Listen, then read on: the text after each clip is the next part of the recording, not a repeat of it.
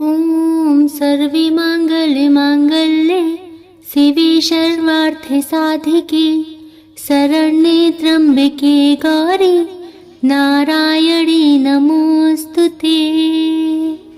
भक्तों, जय माता दी। आप सभी का भारतीय वंदनी चैनल में स्वागत है। आज हम सभी मनोकामनाओं को पूरा करने वाली श्री दुर्गा सप्तशती तीसरे अध्याय का पाठ करने जा रही हूँ और साथ ही विनियोग और ध्यान का भी श्रवण करेंगे। तो चलिए माता रानी के दर्शन करते हुए पाठ का रसपान करते हैं। जगदम्बा के श्री अंगों की कांति उदय काल के सहस्त्रों सूर्यों के समान है। वे लाल रंग की रेशमी साड़ी पहने हुए हैं। उनके गले में मुंडमाला शोभा पा रही है। दोनों स्तनों पर रक्त चंद का लेप लगा है। वे अपने कर कमलों में जप मालिका, विद्या और अभय तथा वर नामक मुद्राएं धारण किए हुए हैं। 3 नेत्रों से सुशोभित मुखार विंद की बड़ी शोभा हो रही है। उनके मस्तक पर चंद्रमा के साथ ही रत्नमय मुकुट बंधा है तथा वे कमल के आसन पर विराजमान हैं। ऐसी देवी को मैं भक्ति पूर्वक प्रणाम करती हूँ। ऋषि कहते हैं, दैत्यों की सेना को इस प्रकार तहस नहस होते हुए देख महादैत्य सेनापति चिछुर क्रोध में भरकर अंबिका देवी से युद्ध करने के लिए आगे बढ़ा। वह असुर रणभूमि में देवी के ऊपर इस प्रकार बाणों की वर्षा करने लगा जैसे बादल मेरुगिरी के शिखर पर पानी की धार बरसा रहा हो। तब देवी ने अपने बाणों से उसके बाण समूह को अनायास ही काटकर उसके घोड़े को, सारथी को भी मार डाला। साथ ही उसके धनुष तथा अत्यंत ऊंची ध्वजा को भी तत्काल काट गिराया। धनुष कट जाने पर उसके अंगों को अपने बाणों से बांध डाला। धनुष, रथ, घोड़े और सारथी के नष्ट हो जाने पर वह असुर ढाल और तलवार लेकर देवी की ओर दौड़ा। उसने तीखी धार वाली तलवार से सिंह के मस्तक पर चोट करके देवी की बाईं भुजा में बड़े वेग से प्रहार किया। हे राजन, देवी की बाह पर पहुंचते ही वह तलवार टूट गई। फिर तो क्रोध से लाल आंखें करके उस राक्षस ने सूल हाथ में लिया और उसे उस महादैत्य ने भगवती भद्रकाली के ऊपर चलाया। वह सूल आकाश से गिरते हुए सूर्यमंडल की भांति अपने तेज से प्रज्वलित हो उठा। उस सूल को अपनी ओर आते देख देवी ने भी सूल का प्रहार किया। उससे राक्षस के सूल के सैकड़ों टुकड़े हो गए। साथ ही महादैत्य चिछुर की भी धज्जियां उड़ गईं। वह प्राणों से हाथ धो बैठा। महिषासुर के सेनापति उस महापराक्रमी चिछुर के मारे जाने पर देवताओं को पीड़ा देने वाला चामर हाथी पर चढ़कर आया। उसने भी देवी के ऊपर शक्ति का प्रहार किया, किंतु जगदम्बा ने उसे अपने हुकार से ही आहत कर दिया एवं निष्प्रभ करके तत्काल पृथ्वी पर गिरा दिया। शक्ति टूटकर गिरी हुई देख चामर को बड़ा क्रोध आया। अब उसने सूल चलाया, किंतु देवी ने उसे भी अपने बाणों द्वारा काट डाला। इतने में ही देवी का सिंह उछलकर हाथी के मस्तक पर चढ़ बैठा और उस दैत्य के साथ खूब जोर लगाकर बाहु युद्ध करने लगा।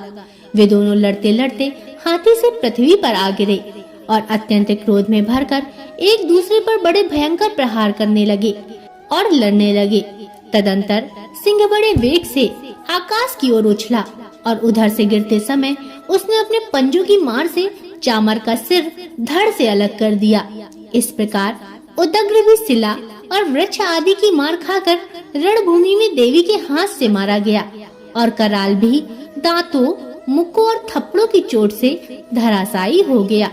क्रोध में भरी हुई देवी ने गदा की चोट से उद्दत का कचूमर निकाल डाला। भिंडीपाल से वास्कल को तथा बाणों से ताम्र और अंधक को मौत के घाट उतार दिया। 3 नेत्रों वाली परमेश्वरी ने त्रिशूल से उग्रास, उग्रवीर तथा महाहनु नामक दैत्यों को मार डाला। तलवार की चोट से विडाल के मस्तक को धड़ से अलग कर दिया। दुर्धर और दुर्मुख इन दोनों को भी अपने बाणों से यमलोक भेज दिया। इस प्रकार अपनी सेना का संहार होता देख महिषासुर ने भैंस का रूप धारण करके देवी के गढ़ों को त्रास करना आरंभ कर दिया। किन्हीं को नथनों से मारकर, किन्हीं के ऊपर खुरों का प्रहार करके, किन्हीं को पूंछ से चोट पहुंचाकर, कुछ को सींग से विदीर्ण करके, कुछ गढ़ों को वेग से, किन्हीं को सिंहनाद से, कुछ को चक्कर देकर और कितनों को निश्वास वायु के झोंके से धराशायी कर दिया। इस प्रकार गणों की सेना को गिराकर वह असुर महादेवी के सिंह को मारने के लिए झपटा। इससे जगदम्बा को बड़ा क्रोध आया। उधर महापराक्रमी महिषासुर भी क्रोध में भरकर धरती को खुरों से खोदने लगा और अपनी सींगों से ऊंचे ऊंचे पर्वतों को उठाकर फेंकने लगा और गर्जना करने लगा। उसके वेग से चक्कर देने के कारण पृथ्वी क्षुब्ध होकर फटने लगी। उसकी पूंछ से टकराकर समुद्र सब ओर से धरती को डुबोने लगा। हिलते हुए सींगों के आघात से विदीर्ण होकर बादलों के टुकड़े हो गए। उसके श्वास की प्रचंड वायु के वेग से उड़े हुए सैकड़ों पर्वत आकाश से गिरने लगे। इस प्रकार क्रोध में भरे हुए उस महादैत्य को अपनी ओर आते देख चंडिका ने उसका वध करने के लिए महान क्रोध किया। उन्होंने पास फेंक कर उस महान असुर को बांध लिया। उस महासंग्राम में बंध जाने पर उसने भैंस का रूप त्याग दिया और तत्काल सिंह के रूप में प्रकट हो गया। उस अवस्था में जगदम्बा जो ही उसके मस्तक को काटने के लिए उद्यत हुई तो ही वह खड़गधारी पुरुष के रूप में दिखाई देने लगा। तब देवी ने तुरंत ही बाणों की वर्षा करके ढाल और तलवार के साथ उस पुरुष को भी बांध लिया।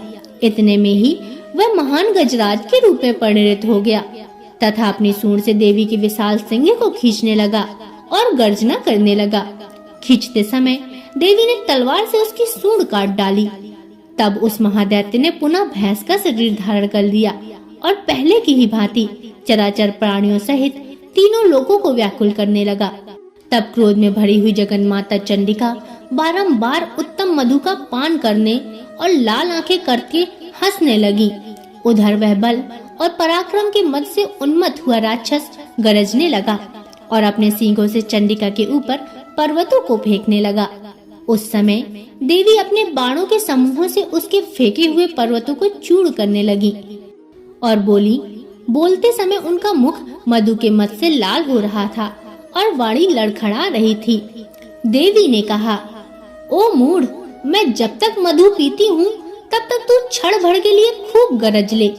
मेरे हाथ से यहीं तेरी मृत्यु हो जाने पर अब शीघ्र ही देवता भी गर्जना करेंगे। भक्तों, ऋषि कहते हैं, यूं कहकर देवी उछली और महादैत्य के ऊपर चढ़ गईं। फिर अपने पैर से उसे दबाकर उन्होंने सूल से उसके कंठ में आघात किया। उनके पैर से दबा होने पर भी महिषासुर अपने मुख से दूसरे रूप में बाहर होने लगा। अभी आधे शरीर से ही वह बाहर निकल पाया था कि देवी ने अपने प्रभाव से उसे रोक दिया। आधा निकला होने पर भी वह महादैत्य देवी से युद्ध करने लगा। तब देवी ने बहुत बड़ी तलवार से उसका मस्तक काट गिराया। फिर तो हाहाकार करती हुई दैत्यों की सारी सेना भाग गई और संपूर्ण देवता अत्यंत प्रसन्न हो गए। भक्तों, प्रेम से बोलिए, जय माँ शेरा वाली, जय माँ जगदम्बा। भक्तों, यह था श्री दुर्गा सप्तशती के तीसरे अध्याय। आशा करती हूँ कि आपको पाठ पसंद आया होगा। अगर इसमें कोई त्रुटियां हो तो मुझे क्षमा करें और चौथे अध्याय और आगे आने वाले और भी अध्यायों का पाठ और वीडियो के लिए चैनल को सब्सक्राइब अवश्य कर लें और बगल में बनी हुई घंटी को जरूर दबा लें और कमेंट में जरूर लिखें, जय माँ भवानी, जय माता दी, जय माँ शेरा वाली। अब अगले वीडियो तक के लिए नमस्कार।